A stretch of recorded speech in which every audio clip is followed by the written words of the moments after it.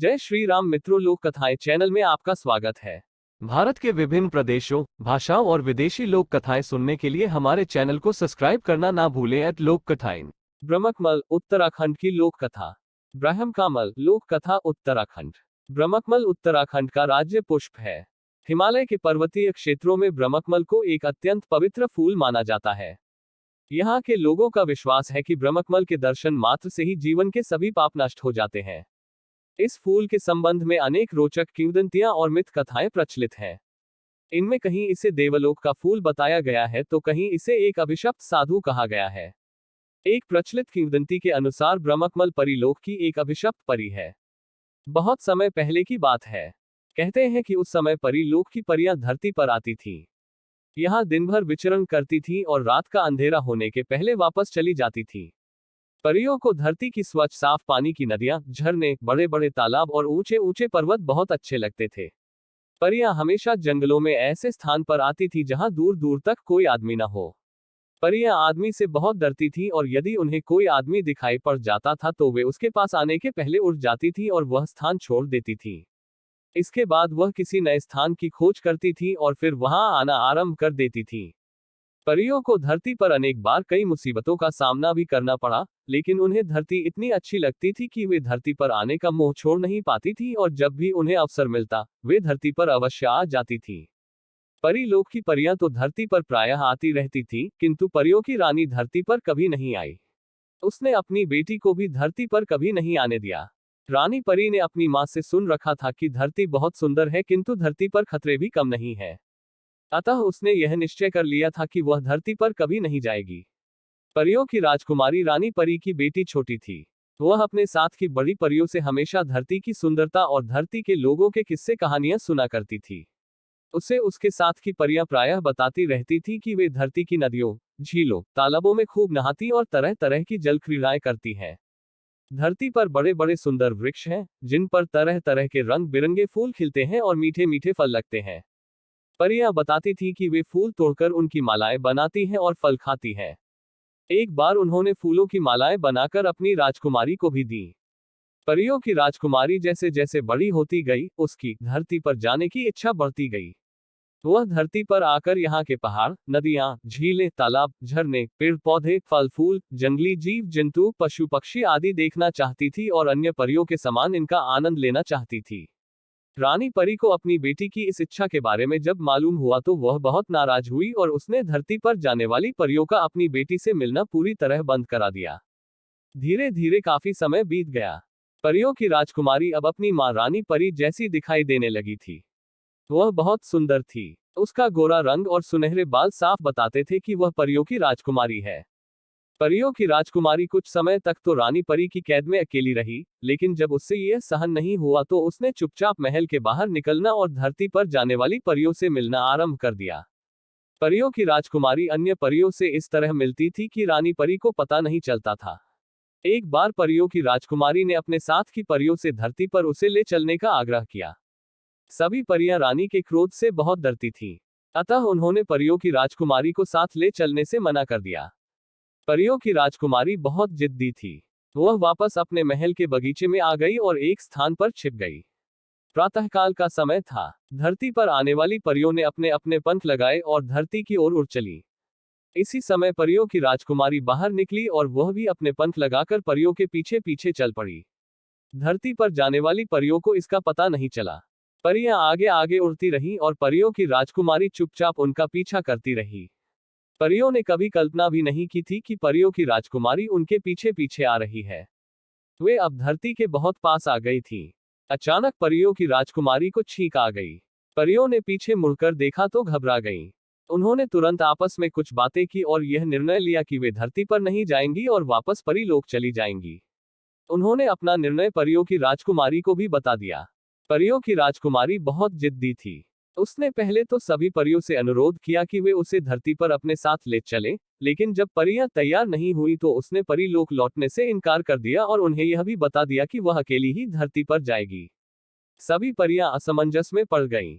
वे जानती थीं कि परियों की राजकुमारी बहुत जिद्दी है और वह बिना धरती पर पहुंचे वापस परीलोक नहीं जाएगी।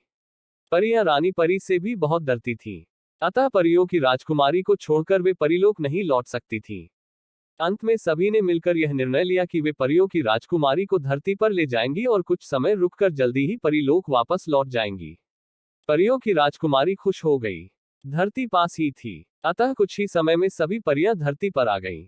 वे एक सुनसान जंगल में बड़े से तालाब के किनारे उतरी थीं।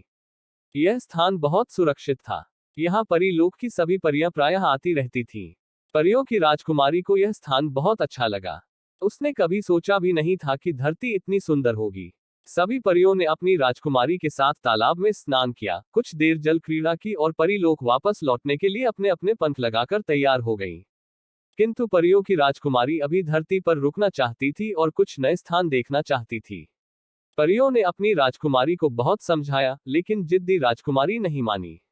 परियां अकेले वापस नहीं लौट सकती थीं, अतः उन्हें राजकुमारी की बात माननी पड़ी। परियों ने अपनी राजकुमारी को बहुत से जंगल, जंगली जीव जंतु, पशु पक्षी आदि दिखाए और अंत में हिमालय के बर्फीले पहाड़ों पर आ गईं। परियों की राजकुमारी को बर्फ से ढके ऊंचे ऊंचे पहाड़ बहुत अच्छे लगे। उसका मन हो रहा था कि वह परीलोक न लौटे और यहीं धरती पर रह जाए। परियों की राजकुमारी ने अपने मन की बात अपने साथ आई परियों से कही तो कुछ परियां नाराज हो गईं और कुछ उसे समझाने लगीं। परियां अपनी राजकुमारी को यह समझाने का प्रयास कर रही थी कि यह धरती उतनी सुंदर नहीं है जितनी सुंदर वह समझ रही है। इस धरती पर बाघ, शेर, चीता, तेंदुआ जैसे हिंसक जीव, बड़े बड़े राक्षस और देव दानव भी रहते हैं, जो बड़े खूंखार और खतरनाक होते हैं। अतः उसे वापस परीलोक लौट चलना चाहिए। परियां अपनी राजकुमारी को यह सब समझा रही थीं, तभी अचानक न जाने कहां से एक दानव प्रकट हो गया और अट्टहास करने लगा। दानव को देखते ही परियों के होश उड़ गए। वे अपनी अपनी जान बचाकर भागी और जिसे जहां जगह मिली वहां छिप गई। परियों की राजकुमारी ने एक विशालकाय दानव को देखा तो उसे भी डर लगा, लेकिन वह भागी नहीं। दानव ने परियों की राजकुमारी को देखा तो उसके रूप पर मोहित हो गया। उसने आगे बढ़कर परियों की राजकुमारी को उठाया, अपने कंधे पर लादा और पहाड़ के पीछे जाकर गायब हो गया। पहाड़ी जंगल में वृक्षों और पत्थरों की आड़ में छिपी परियां अपनी राजकुमारी को ले जाते हुए दानव को देखती रहीं। वे दानव की शक्ति से परिचित थीं, अतः वे न बाहर निकली और न चीखी चिल्लाई। परी लोक से धरती पर आने वाली परियां परेशान हो उठी। उनकी समझ में नहीं आ रहा था कि क्या करें और क्या न करें। वे रानी परी के डर से अपनी राजकुमारी को धरती पर छोड़कर परी लोक नहीं लौट सकती थी और धरती पर लंबे समय तक रहना उनके लिए भी खतरे से खाली नहीं था। परियों ने आपस में एक दूसरे के साथ विचार विमर्श किया।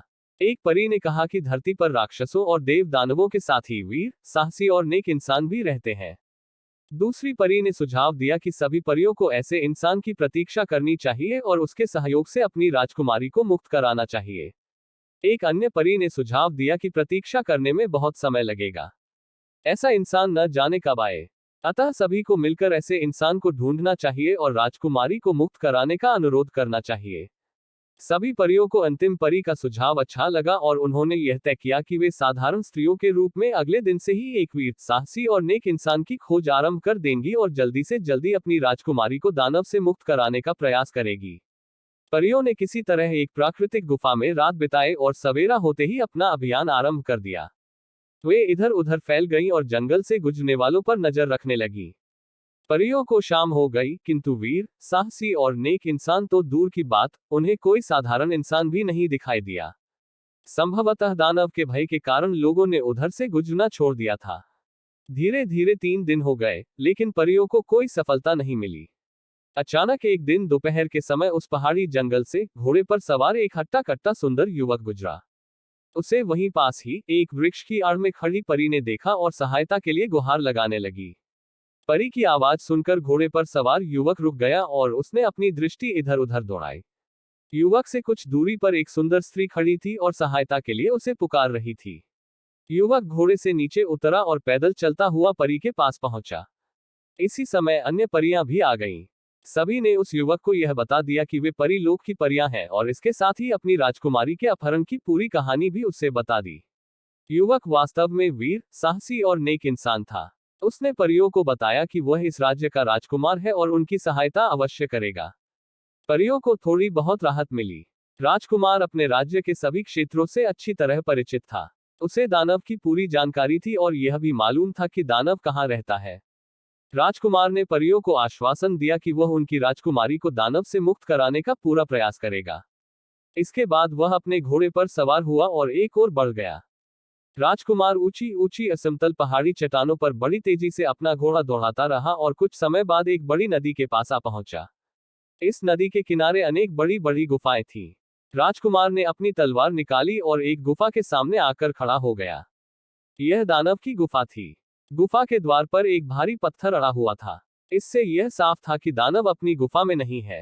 राजकुमार ने अपनी तलवार पास की एक चट्टान पर रखी और पत्थर हटाने का प्रयास करने लगा। पत्थर बहुत भारी था और टस से मज नहीं हो रहा था। राजकुमार बहुत देर तक पत्थर हटाने का प्रयास करता रहा। अंत में उसे सफलता मिली और पत्थर इतना खिसक गया कि गुफा के द्वार पर एक व्यक्ति के निकल जाने योग्य जगह बन गई। राजकुमार ने अपनी तलवार चट्टान से उठाए और पूरी सावधानी के साथ गुफा के भीतर आ गया। शाम होने में अभी कुछ समय बाकी था। गुफा के भीतर इतना प्रकाश आ रहा था कि भीतर की सभी चीजें धुंधली धुंधली दिखाई दे रही थी। राजकुमार ने आंखें फाड़ फाड़ कर गुफा के भीतर नजरें दौड़ाईं। वहां जीव जंतुओं के अस्थि पंजरों के अलावा कुछ नहीं दिखाई दे रहा था। राजकुमार को लगा कि दानव परियों की राजकुमारी को मारकर खा गया है। अचानक राजकुमार के कानों में किसी स्त्री के सिसकने की आवाज टकराई। राजकुमार सावधान हो गया और धीरे धीरे आवाज की ओर बढ़ा। गुफा के एक अंधेरे कोने में एक स्त्री खड़ी सिसक रही थी। राजकुमार ने अनुमान लगाया कि यही परियों की राजकुमारी है। उसने जल्दी जल्दी अपना परिचय दिया और उसका हाथ पकड़कर बाहर आ गया। दानव के अत्याचारों के कारण परियों की राजकुमारी का रंग पीला पड़ गया था और वह मुरझा गई थी, किंतु इससे उसकी सुंदरता में कोई कमी नहीं आई थी।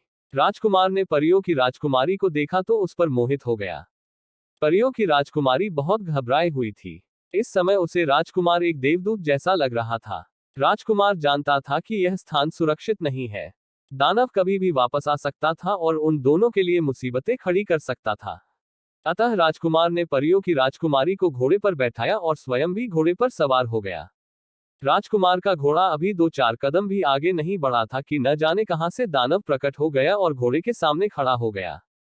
परियों की राजकुमारी ने दानव को देखा तो वह भय से अचेत हो गई। राजकुमार ने भी दानव को देखा।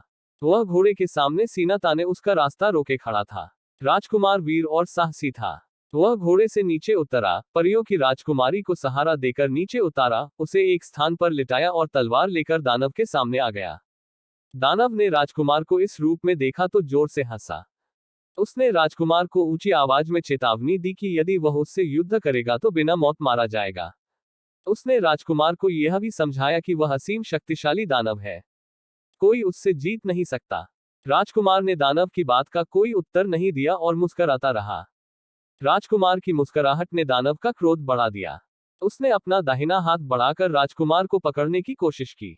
राजकुमार सावधान था। उसने नीचे झुककर तलवार से दानव के हाथ पर वार कर दिया। उसका निशाना अचूक था। अगले ही क्षण दानव का दाहिना हाथ जमीन पर पड़ा था। हाथ कटते ही दानव का क्रोध 7वें आसमान पर पहुंच गया। उसने चीखते हुए बायां हाथ राजकुमार को पकड़ने के लिए बढ़ाया। राजकुमार ने अपनी तलवार से दानव का बायां हाथ भी काट डाला। इसी समय एक चमत्कार हुआ। दानव का दाहिना हाथ हवा में लहराया और उसके शरीर से जुड़ गया। हाथ जुड़ते ही दानव ने जोरदार ठहाका लगाया। राजकुमार परेशान हो उठा। उसे लगा कि इस मायावी दानव से निपटना इतना आसान नहीं है जितना वह समझ रहा था। फिर भी उसने हिम्मत से काम लिया और दानव के आगे बढ़ने वाले हाथ को काटता रहा। परियों की राजकुमारी जमीन पर कुछ देर तो अचेत पड़ी रही, किंतु उसे शीघ्र ही होश आ गया। उसने अपने सामने जो कुछ भी देखा तो घबरा गई। वह जानती थी कि दानव को इस प्रकार कोई नहीं मार सकता। उसने चीखकर राजकुमार को बताया कि दानव की जान गुफा के भीतर पिंजरे में बंद एक तोते में है। उसे मार दो तो दानव अपने आप मर जाएगा। दानव ने यह सुना तो राजकुमार को छोड़कर परियों की राजकुमारी पर झपटा। राजकुमार ने देखा तो वह परियों की राजकुमारी को बचाने के लिए आगे बढ़ा। तभी परियों की राजकुमारी ने उसे पुनः सावधान किया और बताया कि वह उसकी चिंता न करके तोते के पास पहुंचे। राजकुमार की समझ में बात आ गई। उसने दोनों को छोड़ा और गुफा की ओर भागा। दानव ने भी परियों की राजकुमारी को छोड़ा और राजकुमार के पीछे पीछे वह भी गुफा की ओर भागा। लेकिन इससे पहले कि दानव राजकुमार को पकड़ पाता, राजकुमार ने पिंजरा खोलकर तोते की गर्दन मरोड़ दी। तोते के मरते ही दानव जमीन पर गिरकर तड़पने लगा और कुछ ही क्षणों में मर गया। इसी मध्य परियों की राजकुमारी भी गुफा के भीतर आ गई थी। राजकुमार ने परियों की राजकुमारी का हाथ पकड़कर उसे घोड़े पर बैठाया और फिर स्वयं घोड़े पर सवार होकर एक ओर चल पड़ा। रात का अंधेरा धीरे धीरे बढ़ रहा था। राजकुमार परियों की राजकुमारी को घोड़े पर आगे बैठाए प्रतीक्षा करती हुई परियों की ओर तेजी से बढ़ रहा था। राजकुमार जिस समय परियों के मिलने वाले स्थान पर पहुंचा तो आधी रात हो चुकी थी। उसने इधर उधर देखा, लेकिन उसे कहीं भी कोई परी नहीं दिखाई दी। राजकुमार को बड़ा आश्चर्य हुआ। अचानक उसके कानों में घोड़े के हिनहिनाने की आवाज पड़ी। इसी समय कुछ घुड़सवार सैनिक उसके सामने आए, अपने अपने घोड़े से नीचे उतरे और सिर झुकाकर खड़े हो गए। ये सभी राजकुमार के सैनिक थे, जो राजकुमार के महल में वापस न लौटने के कारण उसकी खोज में निकले थे। परियों को इन सैनिकों ने बंदी बना लिया था। राजकुमार की आज्ञा से सैनिकों ने सभी परियों को मुक्त किया। एक एक परी को एक एक सैनिक ने अपने घोड़े पर बैठाया और महल आ गए। राजकुमार के साथ परियों की राजकुमारी भी थी। राजकुमार ने परियों की राजकुमारी सहित सभी परियों को अपने महल में राजसी ठाट बाट से रखा और उन्हें अपने राज्य की सुंदर सुंदर झीलों, नदियों और वनों की सैर कराई। वास्तव में वह परियों की राजकुमारी को हृदय से चाहने लगा था और चाहता था कि वह उसके साथ विवाह कर ले। परियों की राजकुमारी भी राजकुमार की वीरता, साहस और सद्व्यवहार पर मोहित थी और उसे चाहने लगी थी। उसके साथ की परियों ने भी एक एक सैनिक को पसंद कर लिया था और उनके साथ रंगरेलियां मना रही थी। इधर परियों और अपनी बेटी के न लौटने के कारण परीलोक की रानी बहुत चिंतित थी। उसने कुछ समय तक तो प्रतीक्षा की और उसके बाद अपना चमत्कारी तारास्त्र लेकर धरती की ओर चल पड़ी। रानी परी का तारास्त्र बड़ा चमत्कारी था। उसने अपने तारास्त्र के द्वारा यह मालूम कर लिया था कि उसकी बेटी और अन्य परियां धरती पर कहाँ हैं और क्या कर रही हैं। उसे यह जानकर बहुत क्रोध आया कि उसकी बेटी अन्य परियों के साथ धरती के मानवों के साथ रंगरेलियां मना रही है। रानी परी सीधी राजकुमार के महल के बगीचे में पहुंची। परियों की राजकुमारी इस समय राजकुमार का सिर अपनी गोद में लिए हुए किसी मधुर विषय पर बातें कर रही थी। उसने अपने सामने रानी परी को देखा तो उसके होश उड़ गए। रानी परी बहुत क्रोध में थी। परियों की राजकुमारी ने राजकुमार का सिर अपनी गोद से हटाया और उठकर खड़ी हो गई। इसी समय परी लोक की अन्य परियां भी अपने अपने साथी सैनिकों के साथ आ गईं।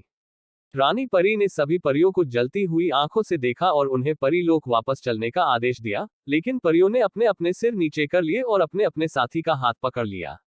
रानी परी की समझ में आ गया कि बात बहुत आगे बढ़ चुकी है। उसने अपने क्रोध पर नियंत्रण किया और अपनी बेटी सहित सभी परियों को धरती के मानव और उनकी बुराइयों के विषय में बताकर परी लोक लौटने के लिए समझाने लगी। रानी परी ने सभी को बहुत समझाया, लेकिन उसकी बेटी सहित सभी परियों ने परी लोक लौटने से साफ इनकार कर दिया। रानी परी ने सभी को बहुत समझाया, लेकिन जब उसकी बात किसी ने नहीं मानी तो उसे क्रोध आ गया और उसने अपने तारास्त्र की चमत्कारी शक्ति से अपनी बेटी को ब्रह्मकमल बना दिया और उसके साथी राजकुमार को पानी का कमल बना दिया। इसके साथ ही उसने अन्य परियों और उनके साथी सैनिकों को भी तरह तरह के फूलों में बदल दिया और दुखी हृदय से परी लोक लौटाए। मनमोहक लोक कथाओं पर नियमित अपडेट के लिए हमारे चैनल को सब्सक्राइब करना न भूलें, क्योंकि हम कहानी कहने की लौ को जीवित रखने का प्रयास करते हैं। हमारे किसी भी आगामी एपिसोड को देखना न भूलें, जहां हम भारतीय लोक कथाओं के खजाने से अधिक छिपे हुए रत्नों को उजागर करेंगे। हमसे जुड़े और इस अविश्वसनीय साहसिक कार्य का हिस्सा बने, क्योंकि हम आपको लोक कथा इतिहास, लोक कथाओं का अनावरण की मनोरम दुनिया में जाने के लिए आमंत्रित करते हैं। मंत्रमुग्ध और प्रेरित होने के लिए तैयार रहें। जय श्री राम मित्रों।